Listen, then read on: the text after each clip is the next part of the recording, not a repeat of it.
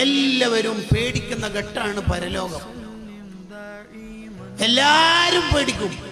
ഉമ്മ മക്കളെ നോക്കൂല, മക്കൾ ഉമ്മാനെ നോക്കൂല, ഭാര്യ ഭർത്താവിനെ നോക്കൂല, ഭർത്താവ് ഭാര്യനെ നോക്കൂല. ഒരാളും അവരുടെ സ്വർഗ സീറ്റ് ഉറപ്പിക്കാതെ വേറെ ആരെയും നോക്കൂല. ഒരാളും ഒരാളെയും നോക്കൂല. യൗമ യഫിറുൽ മർഉ അൻ അഖീഹി വ ഉമ്മി. ആരും ആരെയും മെയിൻറ്റ് പോലും ആക്കൂല. ആ ഘട്ടത്തിൽ നബി സല്ലല്ലാഹു അലൈഹി വസല്ലം തങ്ങൾ ശഫാഅത്ത് ചെയ്ത് സ്വർഗത്തിലേക്ക് എത്തിക്കും. ആരെ?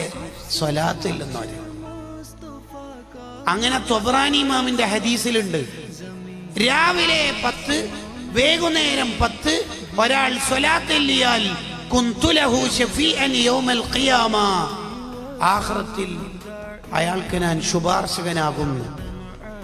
ഒരു കാര്യത്തെ കുറിച്ച് നബി സല്ലല്ലാഹു അലൈഹി വസല്ലം തങ്ങൾ ശുപാർശകനാകും, ശഫാഅത്ത് ചെയ്യൂന്ന് പറഞ്ഞാൽ ആ കാര്യം ചെയ്താൽ ഈമാനോടെ മരിക്കും എന്നാണ് അതിന്റെ അർത്ഥം.